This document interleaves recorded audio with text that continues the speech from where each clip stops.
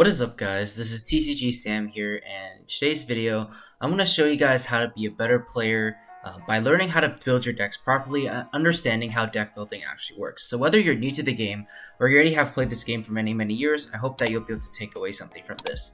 And just a disclaimer before we begin, I did not come up with the concepts or the numbers that I show in this video, and that I will credit where I got this information from in the description below and at the end of the slide, so you guys can look up there if you guys want more information on this topic as well. But with that being said, let's just hop straight into it. So the first term I'm going to be covering is a starter card. So a starter card essentially, starts your deck's plays, and it usually requires little to no costs or setup to use. For example, you can say Alistair the Invoker. Alistair the Invoker, all it does is take your normal summon, but it allows you to be able to grab the invocation to either make your invoke fusion right away, or in the case of invoke Shaddolls, you can turn your Shaddolls into the Shaddol fusion monsters. These are cards you always want to open with, no matter the circumstance. So like in your opening hand, you always want to see at least one of these cards. Otherwise, you pretty much won't be able to play the game. And you want to try to play at least 11 to 13 cards of this type in all decks for consistency. The reason you don't want to keep going over and over to maybe over half your deck being starters is that the law of diminishing returns. The more that you add, the less gain that you get from it. So you gain less and less percentage of a chance to open it the more that you add, so that you don't want to clog up your deck with only starters as well.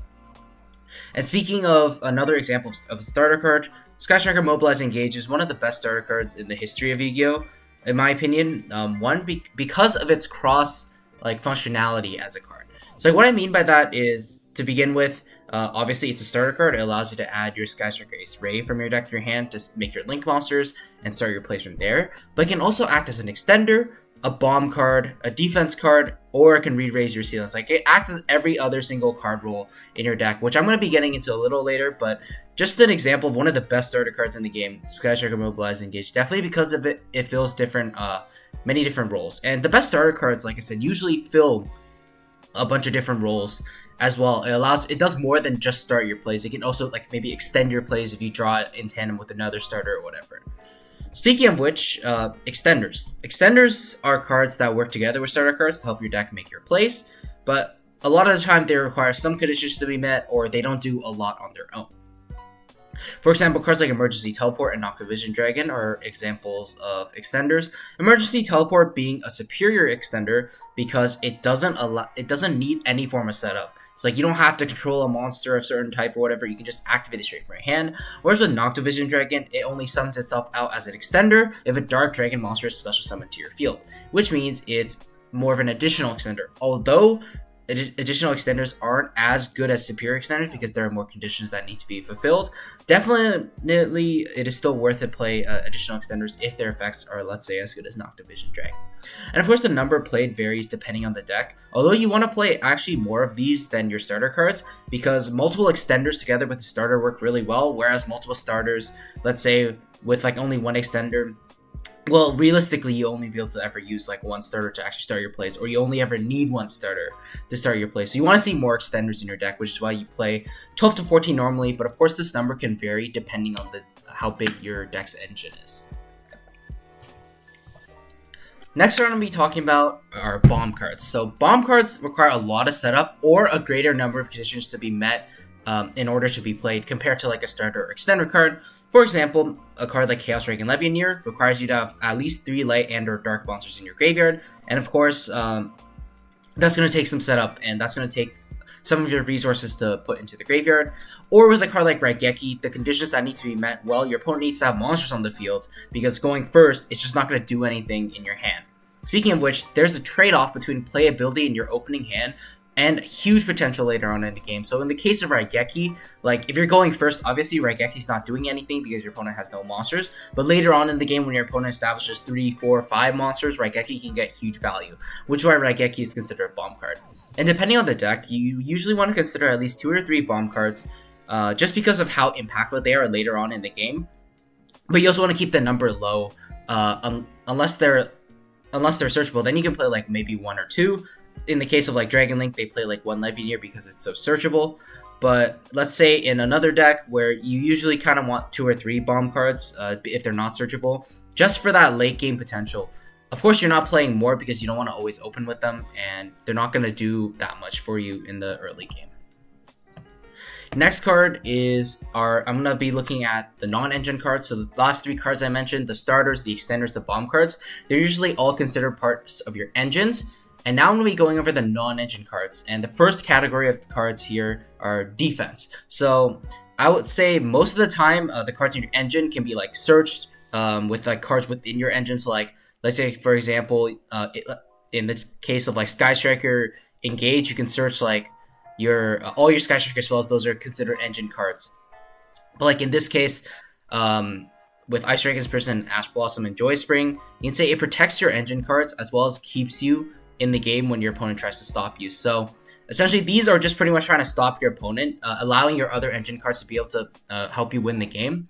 Or when your opponents try to like disrupt you, these can also keep you in the game as well. So there are 2 types of defense cards. They're responsive, so like Ice Dragon's Prison, which pretty much means you can activate it any single time. So like for example, your opponent can normal summon a monster, you can activate Ice Dragon's Prison then, or your opponent can establish a board and then Ice Dragon's Prison, like you can Ice Dragon's Prison like right after that. Or in the case of Ash Blossom, it has to be directly chained to something. So if your opponent activates, let's say, Pot of Desires, you're gonna have to Ash Blossom right away. You can't wait to use your Ash Blossom later on in the turn, pretty much. And depending on the format, you want to sometimes play more cards. For example, if let's say there's an FDK deck running around, you have to play more defense cards to be able to lower your opponent's ceiling or make your opponent's deck function less well, allowing you to have a chance to play out the game with your own engine cards. But usually you want to play at least 6 in your deck, and that number is going to seem kind of low, but a lot of the time, like, your engine cards can sometimes be the defense, like your bomb card. Like, a lot of the other cards can fulfill this this role. Like, it doesn't specifically have to be like hand traps or like trap cards. Next category I'm going to be going over is cards that re-raise your ceiling. So the ceiling is like how powerful of plays your deck can make, pretty much. So these cards allow you to play the game when your opponent's cards prevent you from playing. So like if they have a Floodgate, like there can be only one, Rivalry Warlords, Imperial Order, stuff like that. They're lowering your ceiling, pretty much taking away the power of the plays that you're able to make. And these cards, like Twin Twisters or Forbidden Chalice, can be simply thought of as removal cards. In the case of Twin Twisters, obviously, you're destroying spells or traps, removing them from the field. And although Forbidden Chalice actually doesn't quote-unquote doesn't actually physically remove the monster, let's say if you consider it against a card like Appaloosa, the Bow of the Goddess. Well, if you've Forbidden Chalice it, essentially it's like removing the card because the monster, it just becomes a 400 attack vanilla monster that doesn't do anything on the board. Same thing with a card like Shureg, the Ominous Omen. When it tries to use his effect, you can chain Chalice, and while Shureg normally, under normal circumstances, would be banishing a card from your field, lowering your ceiling, Chalice allows you to re-raise that ceiling by getting rid, essentially nullifying that threat. And these cards should be sided at the very least, because obviously they're very important going second, because your opponent's going to be establishing their board most of the time, and you need to be able to play the game in order to win. But it can also be main depending on the size of your engine or the state of the format. For example, if there's a lot of back row decks running around, you may want to consider main decking spell or trap removal. Or like if a lot of Zodiacs and Tri-Brigades are running around, then Chalice would be a decent main deck option as well.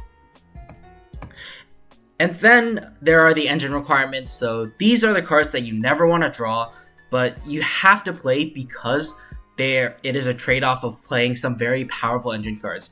For example, Brilliant Fusion was one of the best splashable engines, giving you additional normal summon, but it forced you to play a card like Gem Knight Garnet because of the requirements of Brilliant Fusion, where you have to send Garnet from your deck to the graveyard to fusion summon. In the case of Garnet, obviously it pretty much does nothing on its own. It's literally a vanilla monster with no effects, and can also sometimes render the engine card unplayable if drawn. So in this case, if you drew Garnet plus Brilliant Fusion together, and you only played a single Garnet, you would not be able to use Brilliant Fusion again. Same theory with like Cypher Gear Gamma and Cypher Driver. If you're playing Cypher Gear Gamma, you absolutely have to play Driver in your deck because it is a requirement to play a powerful card like Gamma. People think it's worth it. That's why they're playing a card like Gamma, even though there's a risk of dead drawing a driver sometime in the game and reducing the consistency. They think the trade-off is well worth it because of how powerful a card like Gamma is. And in the case of Gamma compared to Brilliant Fusion, even if you draw the driver and Gamma together, at least the Gamma is still usable. So you want to consider not putting too many engine requirements in your deck, otherwise that you start affecting the consistency of your deck, where you keep drawing these engine requirements that don't really do anything, and that's going to really hinder the consistency of your deck and make your gameplay a lot worse. So although these cards are super powerful, you just want to kind of consider the risk reward of playing each card in your deck. Alright, so that's going to do it for me today. I went over all the card rules that you will be seeing in the game, and that you can be considering when you're deck building to make your decks more consistent, and essentially kind of follow a formula to make sure your decks are the most powerful and most consistent as possible. And like I mentioned at the beginning of the video, these are my sources. This is where I took this information from. Like I said before, I did not come up with these theories, did not come up with these numbers. They're taken from these articles on TCG Player Infinite, which I will link in the description below as well. So you guys can check that out if you guys want to see more of this, more information about this. I just wanted to put this in a visual format and give examples relating to like our modern day Yu-Gi-Oh format. But yeah, let me know what you guys think of these types of videos in the description below. If you guys want to keep learning how to become a better player, I can definitely make more videos on like these types of tips that only more like advanced and more talented or quote-unquote professional Yu-Gi-Oh players will consider when building their decks. But with that being said, hopefully you guys enjoyed the video. If you did, leave a like, comment, subscribe, and with that, I will see you guys soon. Take care.